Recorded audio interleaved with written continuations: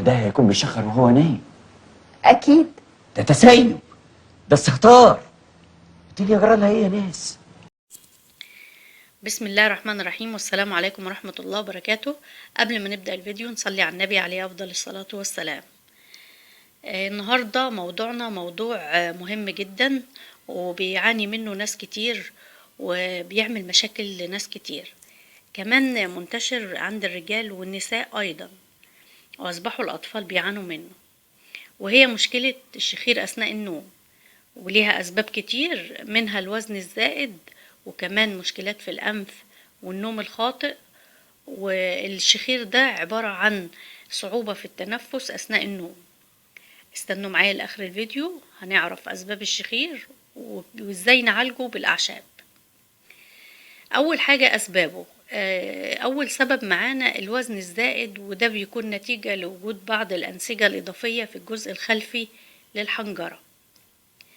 مشكلات في الأنف زي الاحتقان المزمن وحساسية الأنف والتهاب الجيوب الأنفية.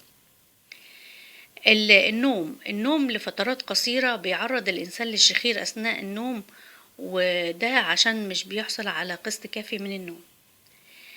النوم بطريقة خاطئة، وده بيؤدي إلى تأثير على مجرى الهواء داخل الجهاز التنفسي. كمان العوامل الوراثية، وده بسبب الجينات الموجودة عند الأب والأم، فبينتقل موضوع الشخير ده لأولادهم. الشخير عند الأطفال ده بيكون ناتج عن التهاب اللثتين وكمان التهاب الجهاز التنفسي. فاحنا النهاردة هنعالج الشخير بالأعشاب، وفي حاجات كتير موجودة في بيتنا واحنا مش عارفين يعني فوائدها كويس جدا. أول حاجة هنستخدمها الكركم. الكركم بيساعد على إزالة الالتهابات وبيحتوي على مضادات حيوية طبيعية تعمل على تطهير الجهاز التنفسي، وبيعمل على تقليل الشخير أثناء النوم.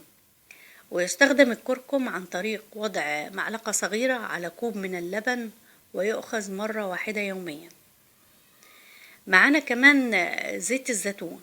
زيت الزيتون بيحتوي على مضادات التهابات، فهو يقضي على التهابات الجهاز التنفسي، وده بيساعد على استنشاق الأكسجين بشكل طبيعي.